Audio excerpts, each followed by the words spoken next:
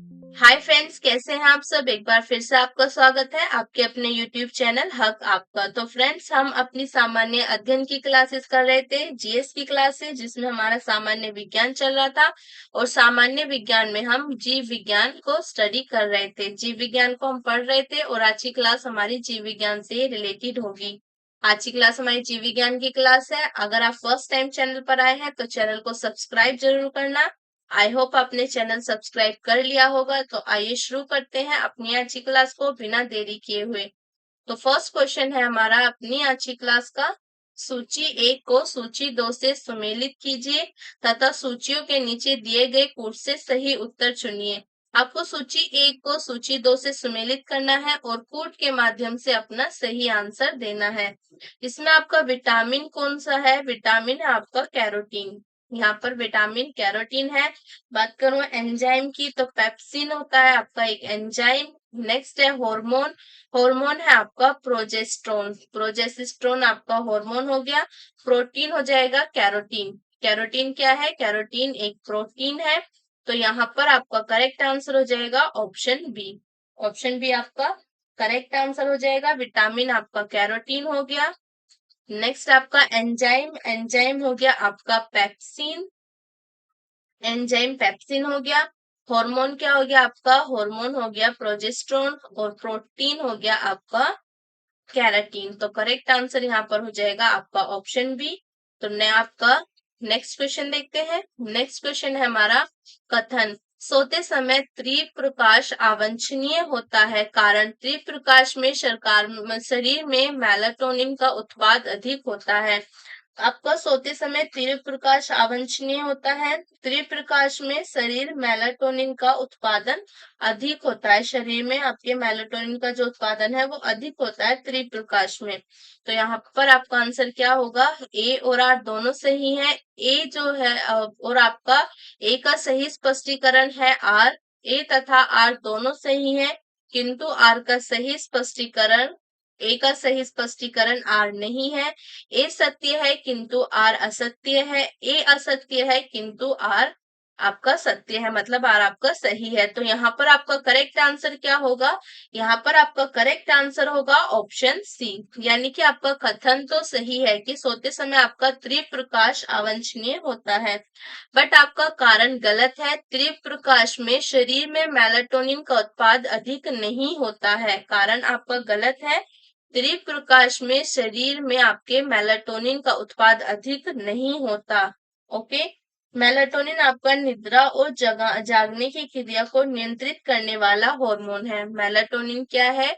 ये आपके निद्रा निद्रा और जागने निद्रा और जागने की क्रिया को नियंत्रित करने वाला हार्मोन है। नियंत्रित करने वाला हार्मोन है। ओके।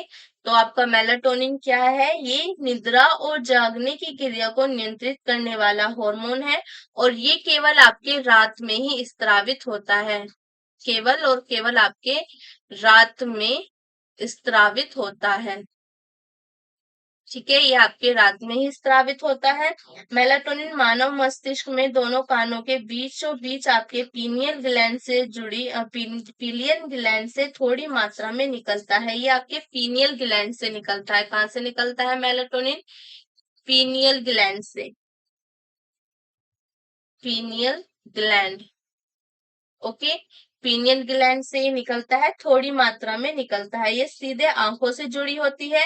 इस ग्रंथि पर प्रकाश तथा अंधकार का सीधा प्रभाव पड़ता है।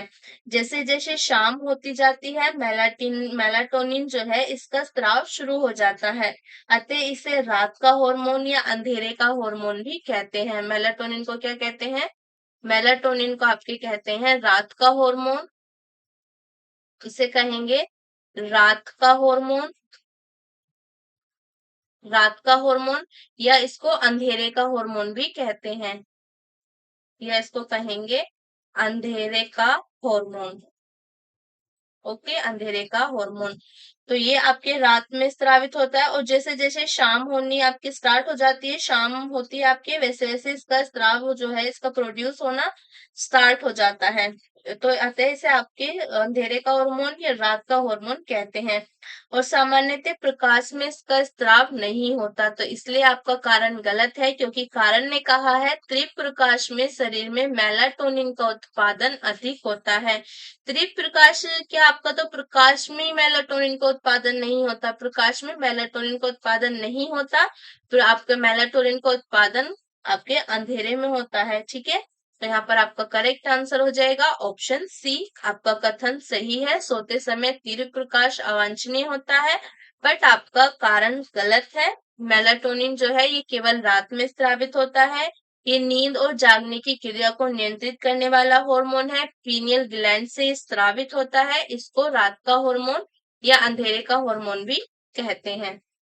करेक्ट आंसर क्या हो जाएगा यहाँ पे आपका ऑप्शन सी हो जाएगा। ए सत्य है परंतु आर असत्य है। नेक्स्ट क्वेश्चन देखते हैं। नेक्स्ट क्वेश्चन है हमारा, मानव शरीर में सबसे छोटी अंतस्रावी ग्रंथि कौन सी है?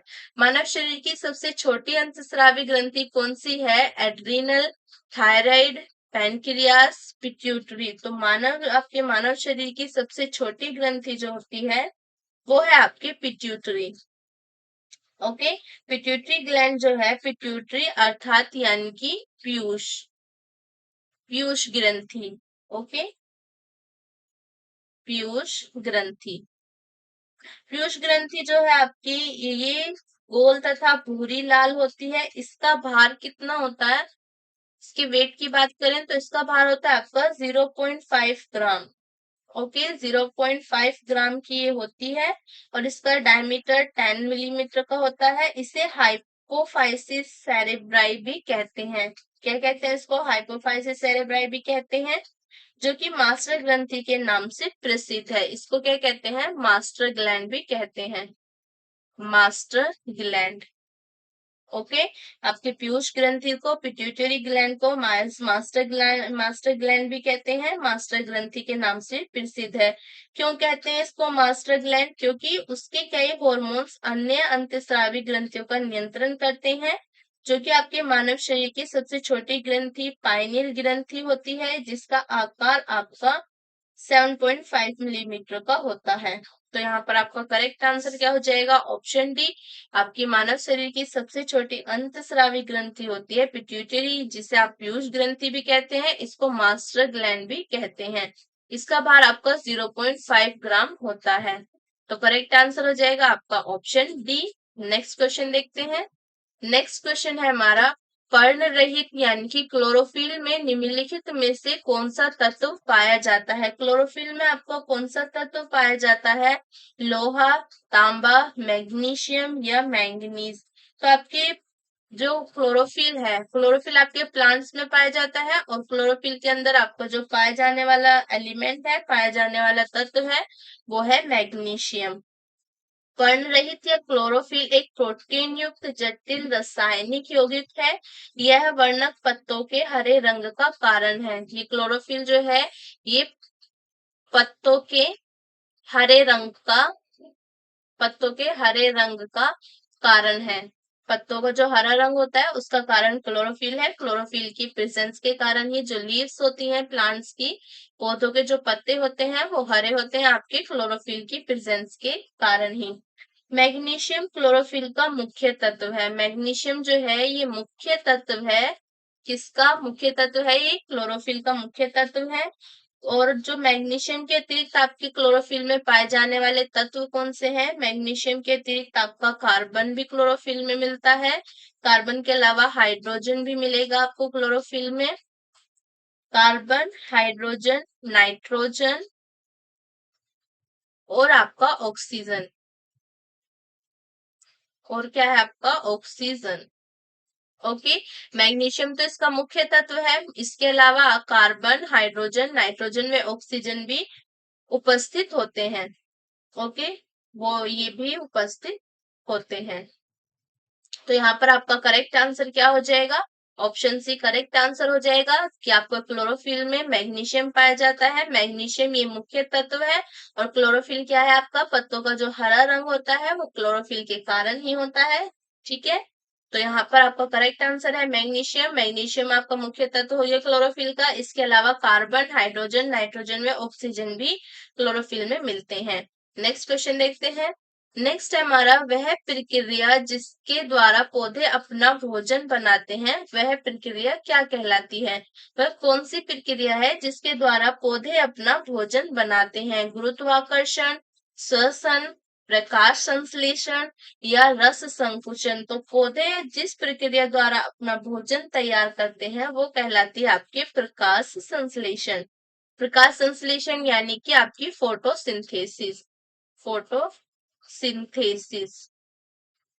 ओके। हरे पौधों में होने वाली एक क्रिया है, ये आपके हरे पौधों में होती है। हरे पौधों में होने वाली एक प्रक्रिया है जिसमें वे भोज्य पदार्थ का निर्माण करते हैं।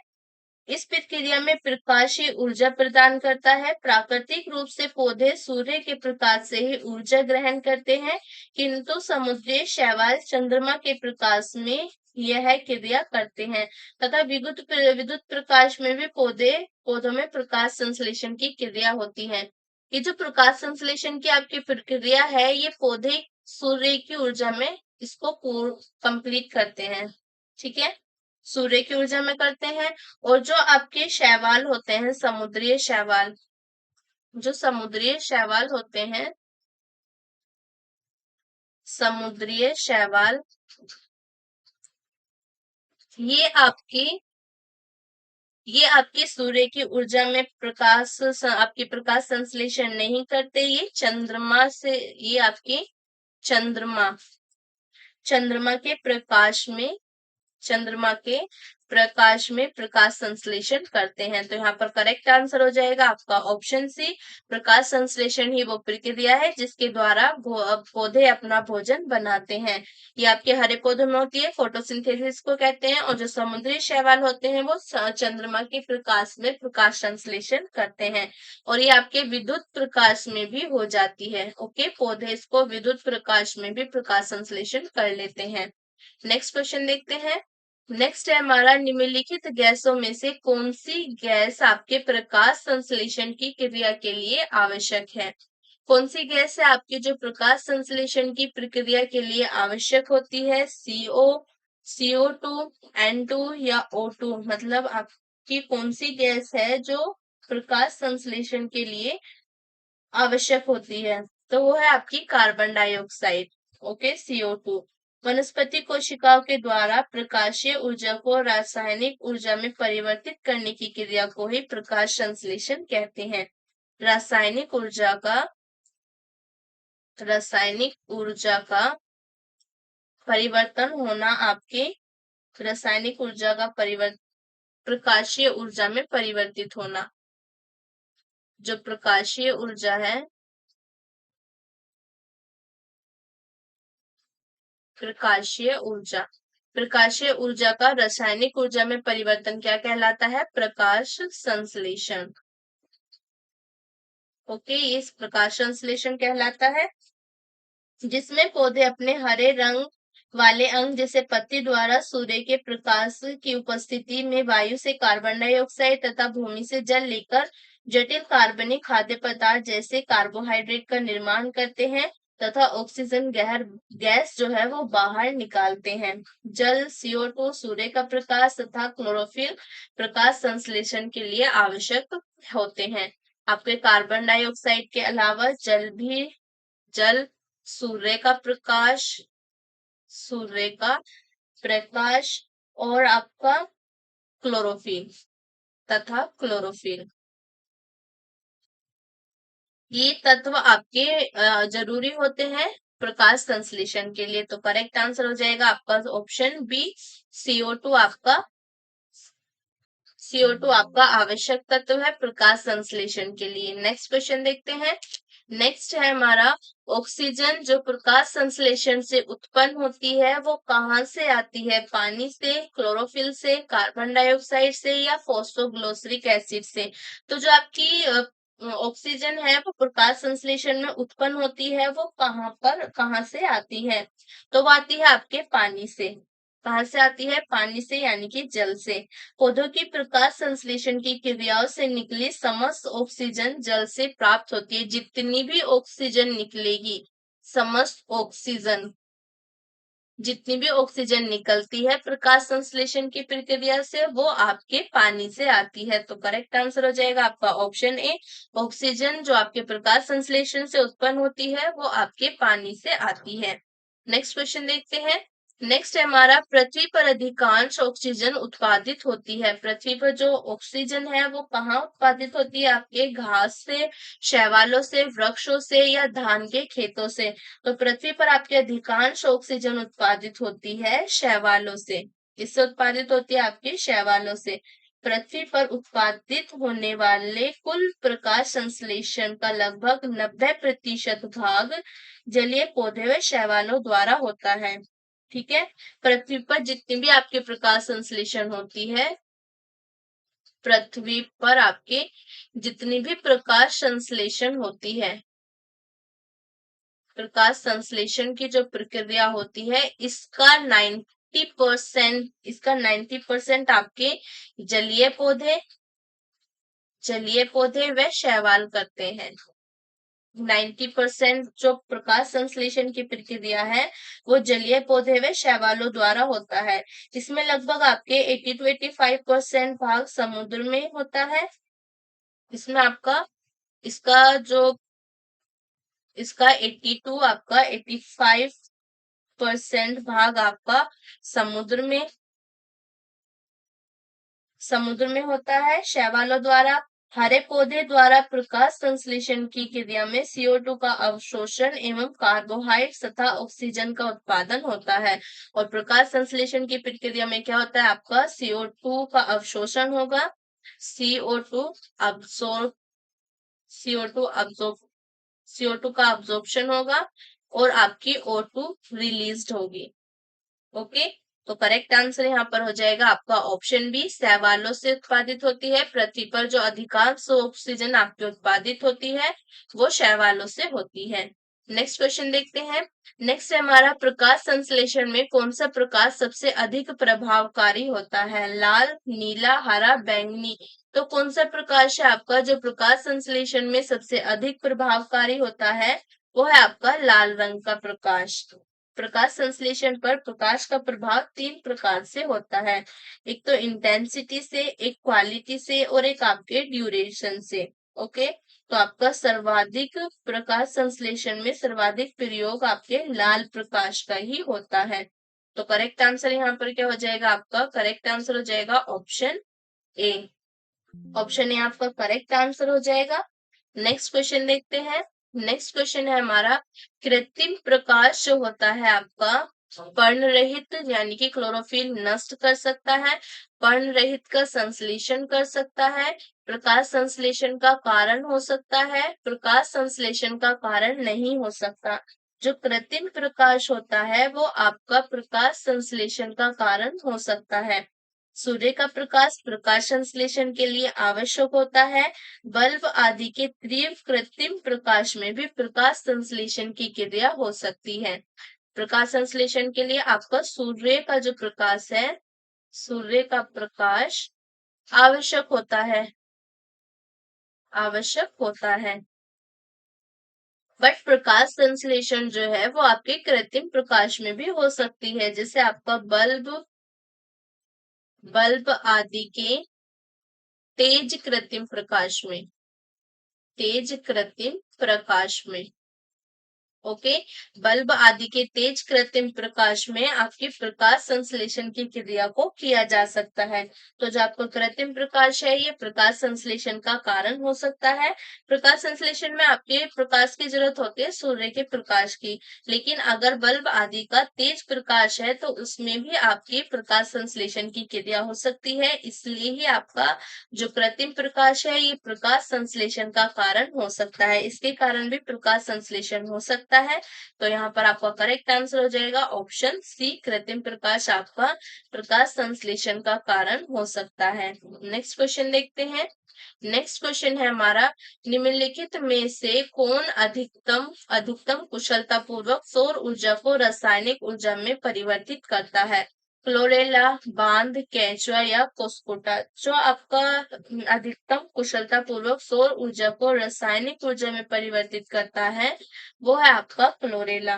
क्लोरेला अधिक से अधिक कुशलता पूर्वक और ऊर्जा को रासायनिक, जो आपकी सौर ऊर्जा है उसको रासायनिक ऊर्जा में परिवर्तित करता है। क्लोरेला जो है आपके क्लोरोफाइटा से संबंधित एक कोशिकीय हरित शैवाल की एक प्रजाति है। जो क्लोरेला है ये आपका क्या है, ये क्लोरोफाइटा क्लोरोफाइटा से संबंधित एक कोशिकीय क्लोरोफाइटा से संबंधित एक कोशिकीय हरित शैवाल की एक प्रजाति है। हरित शैवाल की एक प्रजाति है। ओके, तो आपका क्लोरेला जो है वो आपका अधिकतम कुशलता पूर्वक से सौर ऊर्जा को रासायनिक ऊर्जा में परिवर्तित करता है। सौर ऊर्जा को आपके रासायनिक ऊर्जा में परिवर्तित करता है। और जो क्लोरेला है ये क्लोरोफाइटा से संबंधित एक कोशिकीय यानी कि यूनिसेलुलर हरित शैवाल की एक प्रजाति है। तो यहाँ पर करेक्ट आंसर हो जाएगा option A chlorella. Next question देखते हैं। नेक्स्ट क्वेश्चन है हमारा, निम्न अधोलिखित में से कौन सा पृथ्वी के कार्बन चक्र में कार्बन डाइऑक्साइड की मात्रा को नहीं बढ़ाता है? श्वसन, प्रकाश संश्लेषण, जैविक पदार्थों का क्षय, ज्वालामुखी क्रिया। तो कौन सा है आपका जो पृथ्वी के कार्बन चक्र में कार्बन डाइऑक्साइड की मात्रा को नहीं बढ़ाता? वो है आपका प्रकाश संश्लेषण। प्रकाश संश्लेषण आपका पृथ्वी के कार्बन चक्र में कार्बन डाइऑक्साइड की मात्रा को नहीं बढ़ाता, क्योंकि कार्बन डाइऑक्साइड में क्या होती है, CO2 जो होती है, सॉरी, प्रकाश संश्लेषण में आपकी CO2 का क्या होता है, अब्जॉर्प्शन होता है। ओके, वायुमंडल में कार्बन डाइऑक्साइड गैस श्वसन, दहन, किण्वन, विघटन आदि क्रियाओं से के द्वारा मुक्त होती है। स्थलीय पौधे इसे सीधे ही वायु से ग्रहण करते हैं। जो स्थलीय पौधे होते हैं, स्थलीय पौधे इसको डायरेक्टली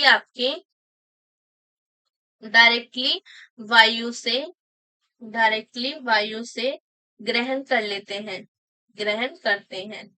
ओके, जो CO2 होती है उसको स्थलीय पौधे डायरेक्टली मतलब आपके सीधे ही वायु से ग्रहण करते हैं। हरे पौधे प्रकाश संश्लेषण की क्रिया करते समय इस गैस को ग्रहण करके कार्बोहाइड्रेट और ऑक्सीजन का निर्माण करते हैं। CO2 का अब्जॉर्प्शन होता है, इसके साथ में आपकी जो O2 है यानी कि ऑक्सीजन और आपका कार्बोहाइड्रेट, ओके, कार्बोहाइड्रेट ये रिलीज्ड होते हैं, ये आपके रिलीज होते हैं और CO2 का अब्जॉर्प्शन होगा। मेनली आपका जो प्रकाश संश्लेषण है उसमें CO2 का अब्जॉर्प्शन होता है, O2 और कार्बोहाइड्रेट आपकी का इनका निर्माण होता है और ये आपके रिलीज होते हैं। तो यहाँ पर आपका करेक्ट आंसर हो जाएगा, जो आपका प्रकाश संश्लेषण है वो पृथ्वी के कार्बन चक्र में कार्बन डाइऑक्साइड की मात्रा को नहीं बढ़ाता, क्योंकि यहाँ पर तो कार्बन डाइऑक्साइड चाहिए होती है, कार्बन डाइऑक्साइड का अब्जॉर्प्शन होता है, रिलीज नहीं होती। रिलीज यहाँ से आपकी दो ही चीजें होती हैं, O2 यानी कि ऑक्सीजन और आपकी कार्बोहाइड्रेट यहाँ से रिलीज होती है। तो यहाँ पर आपका करेक्ट आंसर हो जाएगा ऑप्शन बी, क्योंकि आपके और जो स्थलीय पौधे होते हैं CO2 को, कार्बन डाइऑक्साइड को आपके डायरेक्टली यानी कि सीधे ही वायु से ग्रहण करते हैं, क्योंकि जो वायुमंडल में कार्बन डाइऑक्साइड गैस जो होती है वो आपके श्वसन, दहन, किण्वन, विघटन आदि की क्रियाओं से मुक्त होती है, इसलिए ही इसको जो स्थलीय पौधे हैं वो डायरेक्टली यानी सीधे ही वायु से ग्रहण कर लेते हैं और अपनी प्रकाश संश्लेषण की क्रिया में इसका यूज करते हैं। नेक्स्ट क्वेश्चन देखते हैं। नेक्स्ट है हमारा, पौधों में फ्लोएम मुख्यतः उत्तरदायी है। पौधों में आपके फ्लोएम किसके लिए उत्तरदायी होता है? आहार वहन के लिए, अमीनो अम्ल वहन के लिए, ऑक्सीजन वहन के लिए, जल वहन के लिए। तो आपका फ्लोएम क्या होता है? फ्लोएम एक टिश्यू होता है, उत्तक है। फ्लोएम एक उत्तक है जो आपके मेनली प्लांट्स में यानी कि पौधों में पाया जाता है और इसका कार्य होता है आपका पौधों में आहार वहन। ओके, ये पौधे में आपके आहार वहन के लिए उत्तरदायी होता है। फ्लोएम का प्रमुख कार्य पौधे के हरे भागों में निर्मित भोज्य पदार्थों को दूसरे भाग में स्थानांतरित करना। ये पौधों में आपके भोजन को एक भाग से दूसरे भाग में पहुंचाता है आपका फ्लोएम। इस ऊतक को बास्ट भी कहते हैं। फ्लोएम को क्या कहते हैं? बास्ट भी कहते हैं। ओके, बास्ट भी इसको कहते हैं। यह 4 प्रकार की कोशिकाओं यथा चलनी अवयव, सखी कोशिकाएं, फ्लोएम मृदुदक एवं फ्लोएम तंतु से निर्मित होता है। और जाइलम जो होता है, मेनली आपके दो जो टिश्यू है ये आपके पौधों में पाए जाते हैं। एक आपका फ्लोएम हो गया, एक है आपका जाइलम। ओके, जाइलम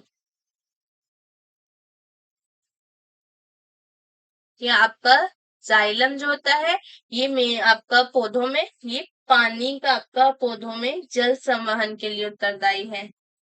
जल संवहन के लिए।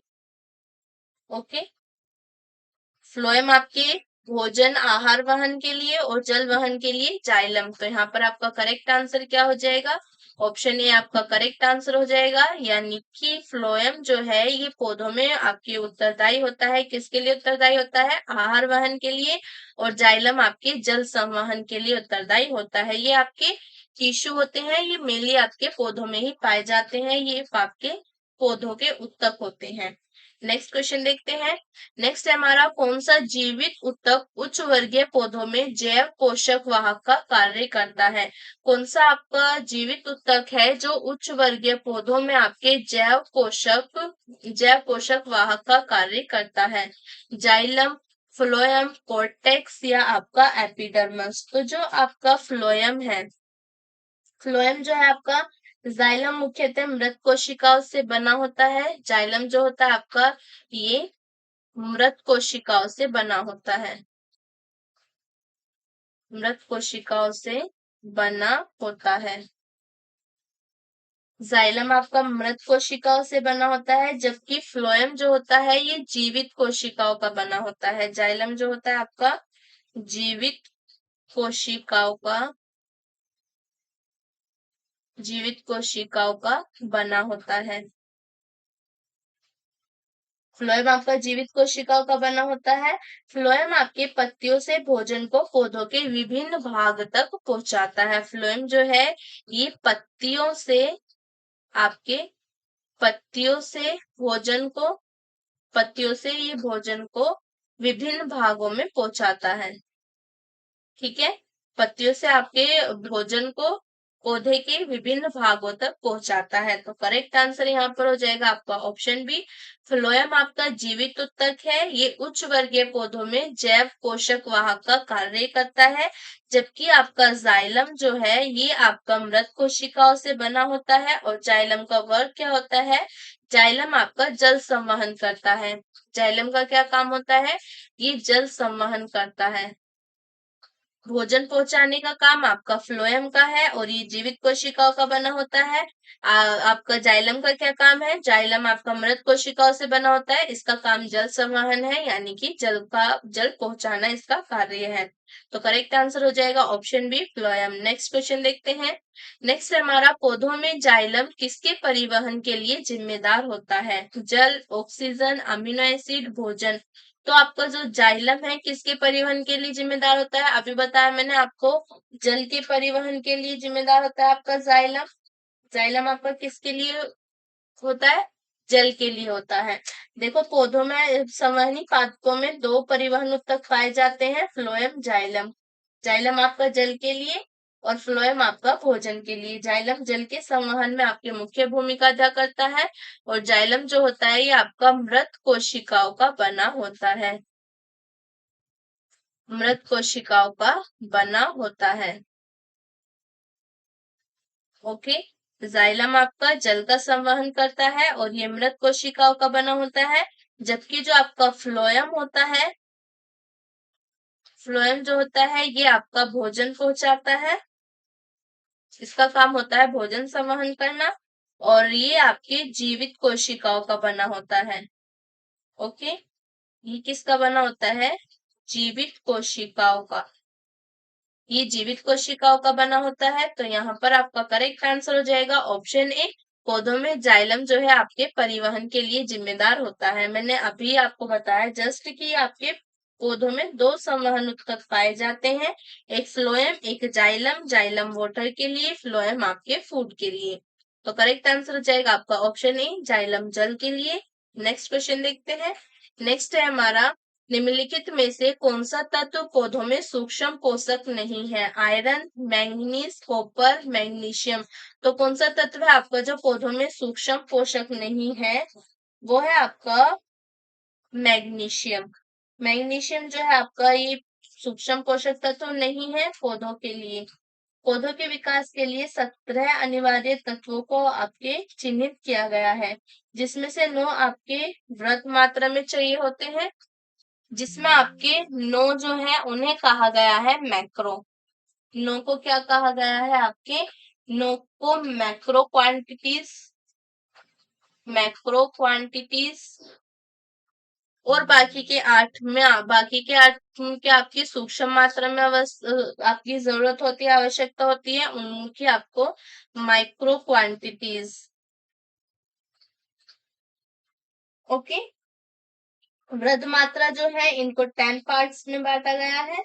और जो सूक्ष्म पोषक तत्व है आपके, सूक्ष्म पोषकों की आवश्यकता पौधों को कम होती है, जिनमें आपके लोहो, जिंक, मैग्नीज, बोरॉन, तांबा और आपका मैलिब्डेन, निकेल और क्लोरीन ही आपके सूक्ष्म पोषक तत्व है, जिनकी आवश्यकता पौधों को बहुत कम होती है। तो यहाँ पर करेक्ट आंसर हो जाएगा आपका ऑप्शन डी, मैग्नीशियम जो है आपका पौधों में सूक्ष्म पोषक नहीं है।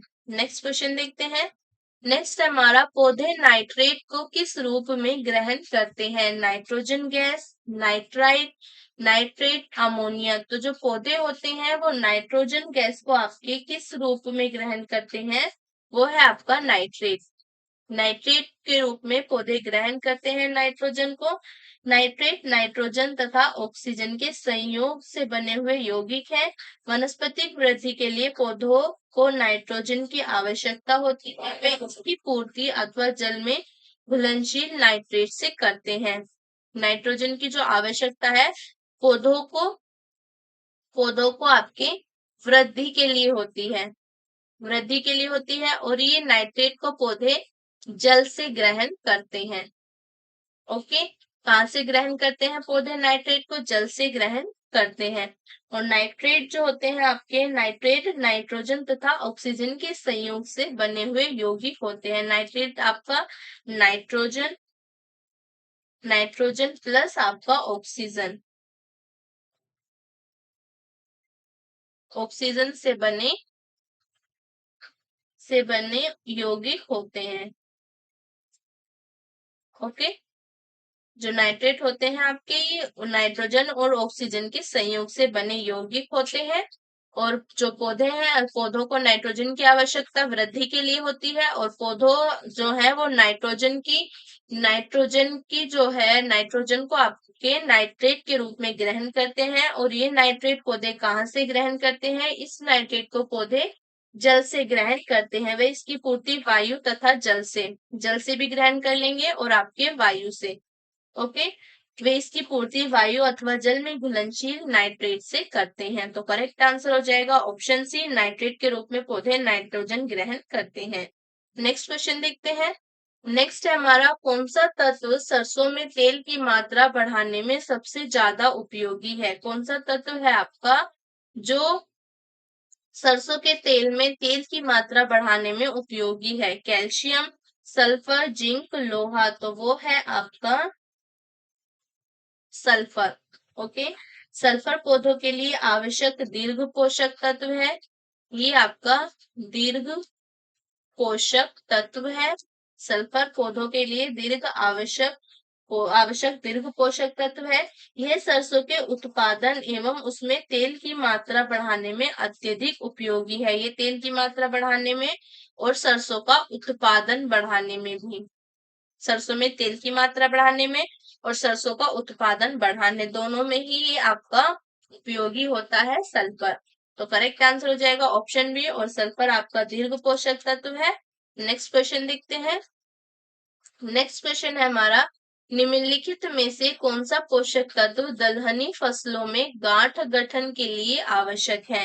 नाइट्रोजन, सिलिकॉन, बोरोन, उपरोक्त में से कोई नहीं। तो कौन सा पोषक तत्व है आपका जो दलहनी फसलों में गांठ गठन के लिए आवश्यक है? वो है आपका बोरोन, बोरॉन। ठीक है, बोरोन जो है आपका, बोरोन आपका पौधों के लिए आवश्यक एक सूक्ष्म पोषक तत्व है। बोरोन क्या है आपका? सूक्ष्म पोषक तत्व है, जिसको क्या कहेंगे? माइक्रो न्यूट्रिएंट्स भी कहेंगे। माइक्रो न्यूट्रिएंट्स सूक्ष्म पोषक तत्व है, माइक्रो न्यूट्रिएंट्स है। यह दलहनी फसलों की जड़ों में ग्रंथि का गठन, ये आपके ग्रंथि का गठन यानी कि आपके nodule formation, nodule formation, nodule formation के लिए आवश्यक होता है। तो यहाँ पर आपका करेक्ट आंसर हो जाएगा option B, sorry option C. Boron जो है ये गांठ गठन के लिए आवश्यक है। बोरोन क्या है आपका? ये सूक्ष्म पोषक तत्व है पौधों के लिए, माइक्रो न्यूट्रिएंट्स है, और ये आपके पौधों की जड़ों में, दलहनी फसलें जो है उनकी जड़ों में गांठ गठन, गठन ग्रंथि का यानी कि नोड्यूल फॉर्मेशन के लिए आवश्यक होता है। नेक्स्ट क्वेश्चन देखते हैं। नेक्स्ट है हमारा, कथन है आपको कसकुटा यानी कि जो अमरबेल होती है परिजीवी आवृत बीजी का एक उदाहरण है। ओके, ये एक उदाहरण है। यह आपका कारण है, यह पोषी पौधों की पत्तियों से अपना पोषण प्राप्त करते हैं। ये जो पोषी होते हैं ये पौधों की, जो पौधों की पत्तियों से अपना पोषण प्राप्त करते हैं। तो यहाँ पर आपका आंसर क्या होगा? ए और आर दोनों सही है, आर ए की सही व्याख्या है। ए आर दोनों सही है किंतु आर ए की सही व्याख्या नहीं है, सही व्याख्या नहीं है। ए गलत है किंतु आर सही है, ए सही है किंतु आर गलत है। ए सही आपका, ए गलत है किंतु आर सही है, ए सही है किंतु आर गलत है। तो यहाँ पर आपका करेक्ट आंसर क्या होगा? यहाँ पर आपका करेक्ट आंसर है ऑप्शन डी। ऑप्शन डी आपका करेक्ट आंसर है, यानी कि आपका कथन तो सही है। कसकुटा जो है आपकी अमरबेल परिजीवी आवृत बीजी का एक उदाहरण है, बट ये आपका कारण गलत है। ये पौधे, ये पोषी आपके पौधे की पत्तियों से अपना पोषण प्राप्त करते हैं। कसकुटा एक प्रकार की लता है, इसे अमरबेल भी कहा जाता है। यह परिजीवी आवृत बीजी पौधे का एक उदाहरण है, जिसमें पत्तियां और पर्णरहिम का पूर्णतः अभाव होता है। ये पीले पतले दुबले दुबले तने वाला आपका संपूर्ण स्तंभ परिजीवी है, टोटल स्टेम पैरासाइट है। इसका तना पोषक के चारों ओर लिपट जाता है तथा स्थान स्थान पर इसके परिजीवी मूल निकाल कर पोषक के तने के जाइलम तथा फ्लोएम में घुस जाते हैं और वहां से भोजन तथा खनिज लवण और जल प्राप्त करते हैं। ये आपके पौधे की पत्तियों से, जो आपका पोषी है उसकी पत्तियों से अपना भोजन प्राप्त नहीं करते। ये जो है, इसका तना जो होता है आपका, ये पौधे के जाइलम तथा फ्लोएम में घुस जाता है और वहां से ये भोजन और जल तथा खनिज लवण प्राप्त करते हैं। तो यहाँ पर आपका करेक्ट आंसर क्या हो जाएगा? ऑप्शन डी आपका करेक्ट आंसर हो जाएगा। ए सही है किंतु आर गलत है। नेक्स्ट क्वेश्चन देखते हैं। नेक्स्ट है हमारा, फसल लॉगिंग विधि है। तो आपकी फसल लॉगिंग विधि क्या है? भूमि उर्वरता मूल्यांकन की, फसलोत्पादन के लिए पोषक तत्वों की आवश्यकता जानने के लिए पौध विश्लेषण है, फसलों के नुकसान को जानने की, या उर्वरकों के उपयोगिक परीक्षण की। तो आपकी फसल लॉगिंग जो है ये एक फसलों उत्पादन के लिए पोषक तत्वों की आवश्यकता जानने के लिए पौध विश्लेषण है। फसल लॉगिंग विधि के द्वारा फसलों में विभिन्न पोषक तत्वों की मात्रा का विश्लेषण किया जाता है। इस विधि में आपके 3 महीने के बाद प्रत्येक 5 सप्ताह के अंतराल पर फसलों के नमूने इकट्ठे किए जाते हैं। इन नमूनों की जांच की जाती है, जिसके आधार पर उनमें पोषक तत्वों की मात्रा ज्ञात कर ली जाती है। किसी पोषक तत्व के आवश्यक मात्रा में कम होने पर वह पोषक तत्व फसल को उर्वरक द्वारा दे दिया जाता है। और क्लीमेंट ने 1960 में फसल लॉगिंग के द्वारा फसलों में आवश्यक तत्वों का विश्लेषण किया था। आपकी क्लीमेंट जो है, इन्होंने 1960 में फसल लॉगिंग के द्वारा फसलों में आवश्यक पोषण तत्वों का विश्लेषण किया था।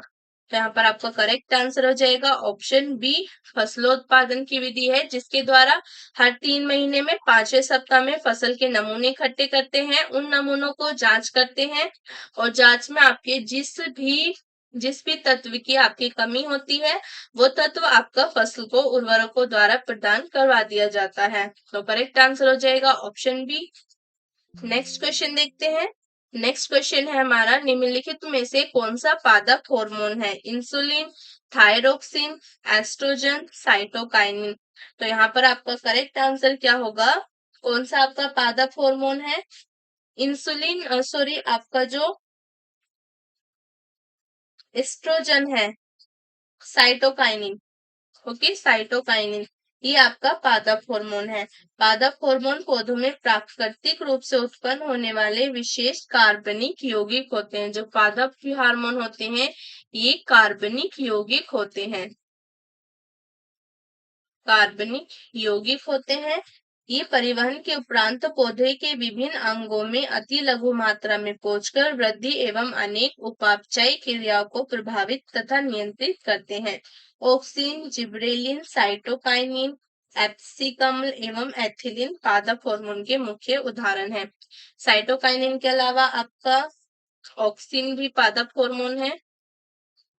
ऑक्सिन ऑक्सिन के अलावा आपका जिब्रेलिन जिब्रेलिन, साइटोकाइनिन, एथिलीन ये आपके प्लांट हार्मोन होते हैं। साइटोकाइनिन भी होता है। नेक्स्ट क्वेश्चन देखते हैं। नेक्स्ट है हमारा, निम्नलिखित में से कौन सा पादप हार्मोन नहीं है? Cytokinin, ethylene, insulin, gibberellin. तो इसमें आपको बताना है कि कौन सा पादप हार्मोन नहीं है। तो जो आपका इंसुलिन है ये आपका पादप हार्मोन नहीं है, ये आपका मनुष्य में पाए जाने वाला हार्मोन है। इंसुलिन आपका अग्नाशय पैनक्रियास के अंतस्रावी भाग लैंगरहैंस द्वीपकाओं की बीट कोशिकाओं से स्रावित होने वाला जंतु हार्मोन है। ये आपका जंतु हार्मोन है, ना कि पादप हार्मोन है। इसकी कमी से आपका कौन सा रोग होता है? इंसुलिन की कमी से मधुमेह रोग हो जाता है इंसुलिन की कमी से। तो करेक्ट आंसर क्या हो जाएगा? आपका ऑप्शन सी हो जाएगा। इंसुलिन आपका जंतु हार्मोन है, ये पादप हार्मोन नहीं है। और ये आपके उत्पादित कहाँ होता है? ये पैनक्रियाज में उत्पादित होता है। पैनक्रियाज में आपकी पैनक्रियाज के अंतस्रावी भाग जो है, पैनक्रियाज के अंतस्रावी भाग में लैंगरहैंस द्वीपकाओं की बीट कोशिकाओं द्वारा ये आपका उत्पादित होता है। नेक्स्ट क्वेश्चन देखते हैं। नेक्स्ट है हमारा, सूची 1 को सूची 2 से सुमेलित कीजिए तथा सूचियों के नीचे दिए गए कोर्स से सही उत्तर चुनिए। सूची 1 में आपके पादप हार्मोन है, दूसरी तरफ आपके कार्य दिए गए हैं। तो आपको बताना है कि कौन सा हार्मोन आपका क्या कार्य करता है। ऑक्सिन का कार्य क्या है? इसका कार्य आपके शिखर प्रधानता। ओके। नेक्स्ट आपका जिबेरेलिन। जिबेरेलिन जो होता है ये कोशिका की वृद्धि के लिए आवश्यक होता है। साइटोकाइनिन आपका कोशिका विभाजन के लिए इंपॉर्टेंट होता है। और एप्सिकमल जो होता है आपका ये वृद्धि अवरोधक होता है। ओके, तो यहाँ पर आपका करेक्ट आंसर क्या होगा? यहाँ पर आपका करेक्ट आंसर है ऑप्शन डी। ऑप्शन डी आपका करेक्ट आंसर हो जाएगा। ऑक्सिन आपका शिखर प्रधानता, जिबेरेलिन कोशिका वृद्धि के लिए, साइटोकाइनिन कोशिका विभाजन के लिए और एप्सिकमल आपका कोशिका नहीं वृद्धि अवरोधक के लिए। ओके, तो करेक्ट आंसर है आपका ऑप्शन डी। नेक्स्ट क्वेश्चन देखते हैं। नेक्स्ट है हमारा, सूखा सहिष्णुता से संबंधित हार्मोन है। सूखा सहिष्णुता से संबंधित हार्मोन कौन सा? आपका एप्सिकमल, जिब्रेलिन, इंडोलेसिटिकमल, साइटोकाइनिन। तो एप्सिकमल जो है ये आपका सूखे के प्रति सहनशील पौधे सूखे की परिस्थितियों में एप्सिकमल नामक पादप हार्मोन का संश्लेषण करते हैं, जिनसे उन्हें जल को संरक्षित करने में मदद मिलती है। सूखे में जो पौधे होते हैं वो एप्सिकमल का उत्पादन करेंगे। इससे क्या होता है? इससे आपका जल को संरक्षित करने में मदद मिलती है। जल को संरक्षित करने में मदद मिलती है। तो करेक्ट आंसर क्या हो जाएगा आपका? ऑप्शन ए करेक्ट आंसर हो जाएगा। एप्सिकमल सूखा सहिष्णुता से संबंधित हार्मोन है। नेक्स्ट क्वेश्चन देखते हैं। नेक्स्ट क्वेश्चन है हमारा, निम्नलिखित कथनों पर विचार कीजिए। कथन है आपका, जैली रुदन का कारण अम्ल की अधिकता है। गन्ने के लिए सर्वाधिक अनुकूल जैव उर्वरक राइजोबियम है। नमकीन पानी में उगाए गए पौधे थैलोफाइट्स कहलाते हैं। आपकी सुप्तावस्था तोड़ने वाला हार्मोन साइटोकाइनिन है। तो यहाँ पर आपका करेक्ट आंसर क्या होगा? यहाँ पर आपका करेक्ट, इनमें आपको बताना है कि कौन से कथन आपके सही है। इनमें से आपको बताना है कि कौन से कथन सही है। तो यहाँ पर आपके जो कथन सही है वो है आपका फर्स्ट, यानी कि जैली रुदन का कारण अम्ल की अधिकता है और आपका सुप्तावस्था तोड़ने वाला हार्मोन साइटोकाइनिन है। तो दो आपके यानी कि फर्स्ट एंड फोर्थ आपके सही है। तो ऑप्शन डी जो है वो आपका करेक्ट आंसर हो जाएगा। जैली रुदन का कारण अम्ल की अधिकता है। ओके, बीजों की सुषुप्तावस्था तोड़ने वाला हार्मोन जिबेरेलिन तथा साइटोकाइनिन है और आपका कथन 4 भी इसलिए सही है। गन्ने के सर्वाधिक अनुकूलन जैव उर्वरक एसिटोबैक्टर होते हैं, राइजोबियम नहीं होते, ये एसिटोबैक्टर होते हैं। ओके, एसिटोबैक्टर होते हैं। और नमकीन पानी में उगने वाले पौधे हेलोफाइट्स कहलाते हैं। नमकीन पानी में उगने वाले पौधे जो हैं वो हेलोफाइट्स कहलाते हैं। तो यहाँ पर आपका करेक्ट आंसर हो जाएगा ऑप्शन डी, यानी कि आपका एक और जो फोर्थ कथन है वो सही है। नेक्स्ट क्वेश्चन देखते हैं। नेक्स्ट है हमारा, कच्चे फल को पकाने के लिए जिस गैस का प्रयोग होता है वह है, कौन सी गैस है आपके जो कच्चे फल को पकाने में आपकी उपयोग की जाती है? Ethane, acetylene, carbon dioxide, oxytocin. तो आपके कच्चे फल को पकाने के लिए जिस गैस का प्रयोग होता है वो है आपकी एसिटिलीन। ओके, एसिटिलीन गैस जो है आपकी फलों को पकाने में प्रयुक्त होने वाली गैस है। तो करेक्ट आंसर हो जाएगा आपका ऑप्शन बी, कच्चे फलों को पकाने के लिए जिस गैस का प्रयोग होता है वो आपकी एसिटिलीन है। नेक्स्ट क्वेश्चन देखते हैं। नेक्स्ट हमारा, पौधों में बूटी लगाने का कार्य किस उद्देश्य की पूर्ति हेतु किया जाता है? कोटि के नियंत्रण हेतु, वानस्पतिक प्रसारण के लिए, बीजों के अंकुरण हेतु, खरपतवार के नियंत्रण हेतु। तो आपके जो पौधों में बूटी लगाने का कार्य किया जाता है वो आपका वानस्पतिक प्रसारण के लिए किया जाता है। पौधों में बूटी लगाना कृत्रिम कायिक प्रवर्धन की एक तकनीक है जो वानस्पतिक प्रसारण हेतु किया जाता है। इसमें मूल पौधे से जुड़े रहने के दौरान हवाई तनों में जड़ों को विकसित होने दिया जाता है। वर्षा ऋतु में इसका इस्तेमाल नींबू, संतरा, अमरूद एवं लीची आदि के विकास हेतु किया जाता है।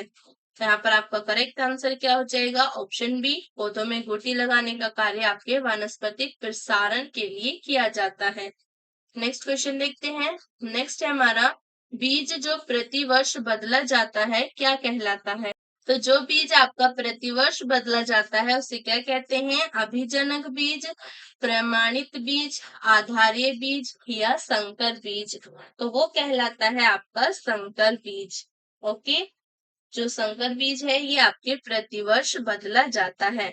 ठीक है, बीज जो प्रतिवर्ष बदला जाता है उसे क्या कहेंगे? संकर बीज। ऑप्शन डी करेक्ट आंसर है। नेक्स्ट क्वेश्चन देखते हैं। नेक्स्ट है हमारा, फसल चक्र के संदर्भ में निम्नलिखित में से कौन सा या कौन से कथन सही है? गहरी जड़ों वाले फसलों के बाद उसी तरह की फसलें उगानी चाहिए। फलीदार फसल के बाद बिना फली वाली फसल लेनी चाहिए। नीचे दिए गए कोड का प्रयोग कर सही उत्तर का चयन कीजिए। तो यहाँ पर आपको बताना है कि कौन सा आपका सही है। तो यहाँ पर आपका केवल बी यानी कि जो 2 है वही आपका सही है। फलीदार फसल के बाद आपकी बिना फली वाली फसल लेनी चाहिए। ओके, फसल चक्र में किसी खेत में अलग अलग रीतियों में प्रत्येक वर्ष अलग अलग प्रकार की फसलें उगाई जाती हैं। इसका फायदा यह होता है कि खेत में उपस्थित सभी पोषक तत्वों का बेहतर उपयोग किया जा सके।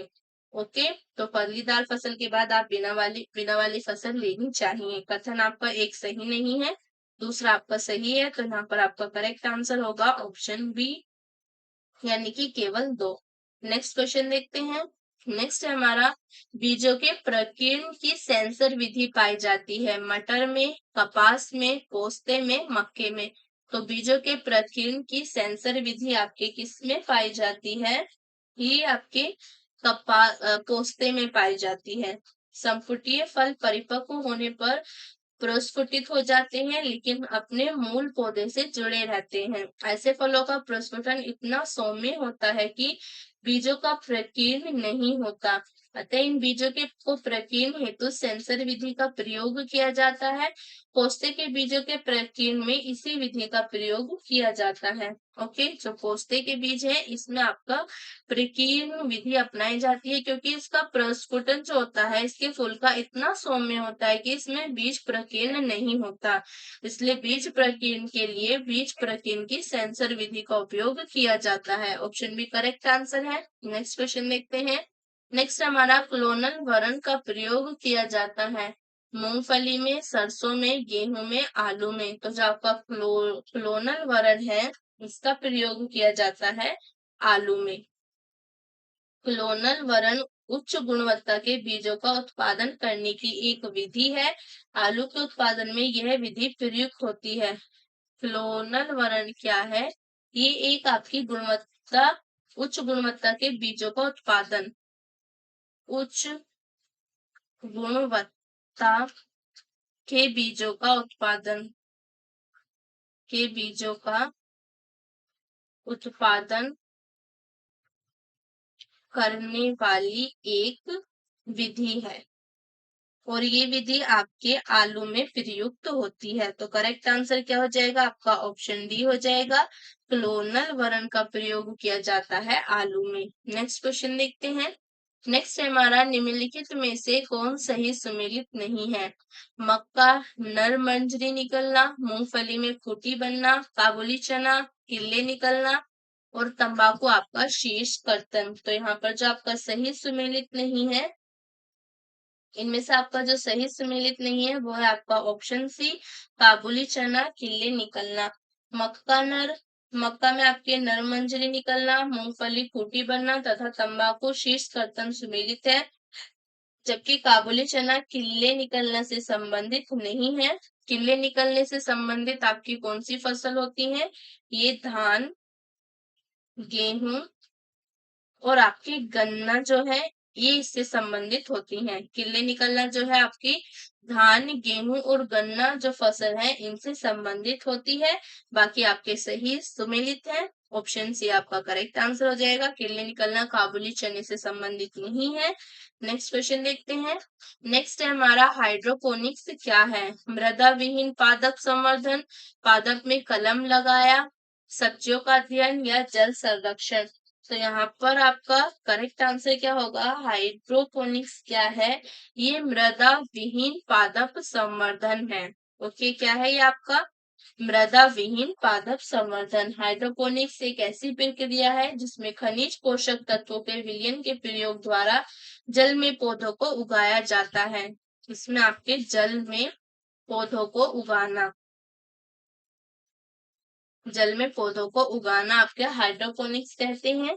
यह पौधों को उगाने की एक ऐसी विधि है जिसमें भूमि में पौधे नहीं उगाए जाते। यह एक ऐसी विधि है जहां पर आपके भूमि में पौधे नहीं उगाए जाते, ये आपके जल में उगाए जाते हैं खनिज पोषक तत्वों के विलयन द्वारा। तो करेक्ट आंसर क्या हो जाएगा? ऑप्शन ए हो जाएगा, मृदा विहीन पादपों का संवर्धन। नेक्स्ट क्वेश्चन देखते हैं। नेक्स्ट हमारा, कंचन एक उन्नत किस्म है अंगूर का, आंवले का, अमरूद का या आम का। तो कंचन आपकी एक उन्नत किस्म है आंवले की। ओके, आंवला के फल औषधीय गुणों से युक्त है। इसमें विटामिन सी प्रचुर मात्रा में पाया जाता है।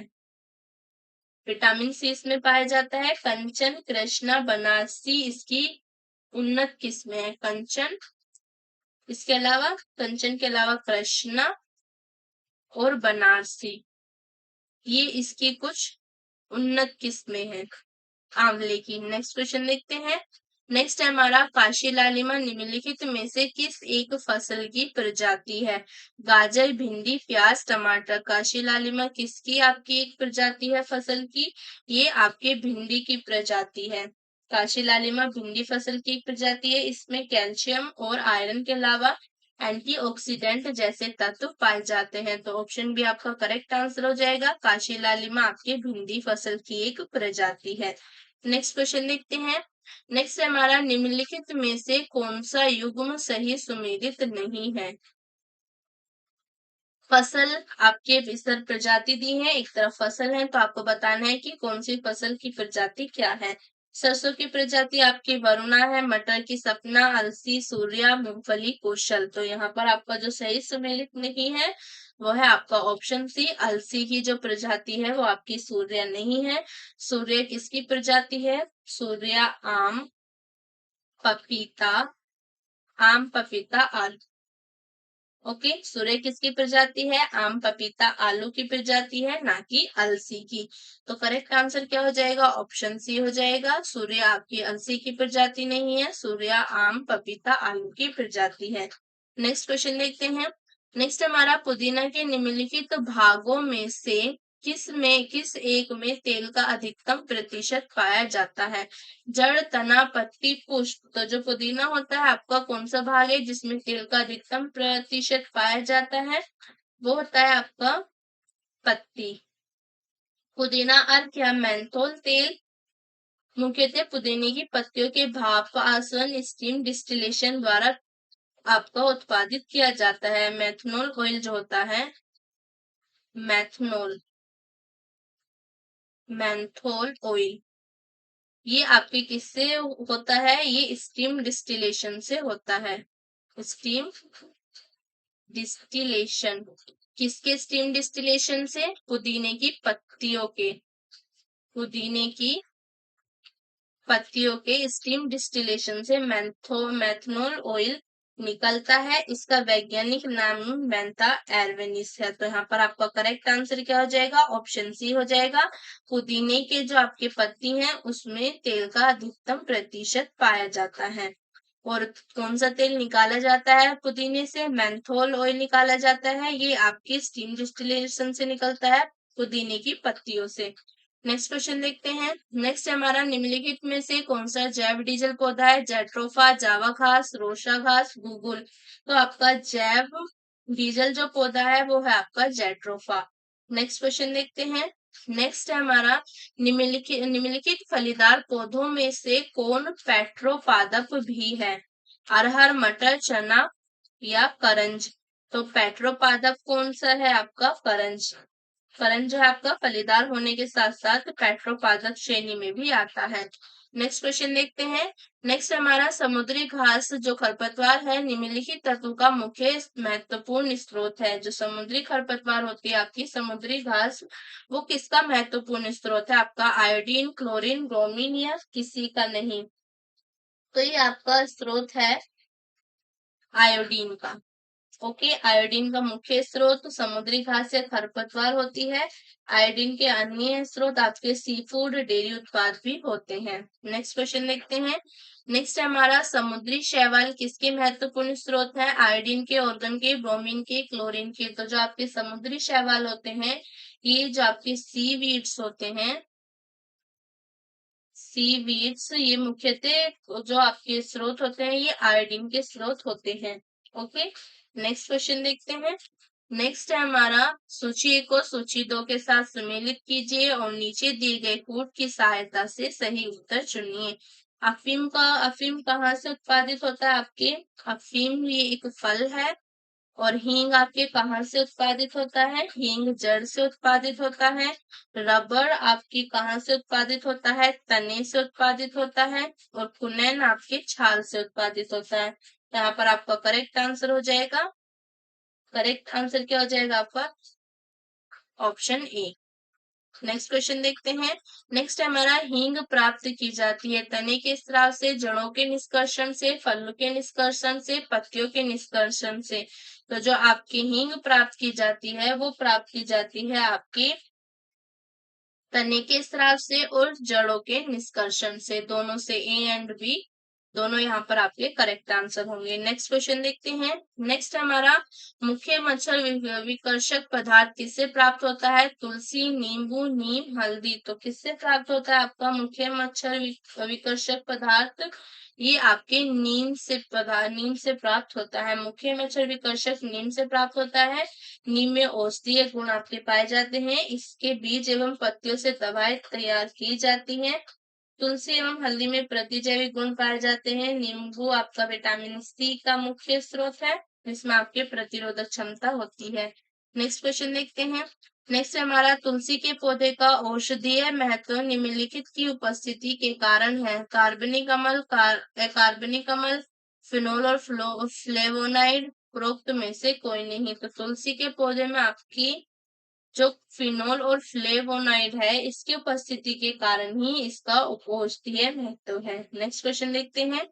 नेक्स्ट है हमारा निम्नलिखित में से कौन सा सही सुमेलित नहीं है? यहाँ पर आपका जो सही सुमेलित नहीं है वो है आपका ऑप्शन डी। रेयन जो है ये आपका रूपांतरित स्टार्च नहीं है। रेयन आपका एक फाइबर है। ओके, रेयन क्या है? एक फाइबर है जिसे प्राकृतिक स्रोतों यथा वृक्ष एवं अन्य कृषि उत्पादों से आपके प्राप्त किया जाता है। यह रूपांतरित स्टार्च नहीं है। बाकी ऑक्सीटोसिन आपका एक हार्मोन है। एपिस्टोम संश्लेषित मधुरक है। नियोप्रीन विशिष्ट रबड़ है। ये आपके सही सुमेलित हैं। डी आपका सही सुमेलित नहीं था। रेयन आपका रूपांतरित स्टार्च नहीं है, ये एक फाइबर है। ओके, नेक्स्ट क्वेश्चन देखते हैं। नेक्स्ट है हमारा मलेरिया रोग की प्रभावी औषधि कुनीन का निष्कर्षण किया जाता है।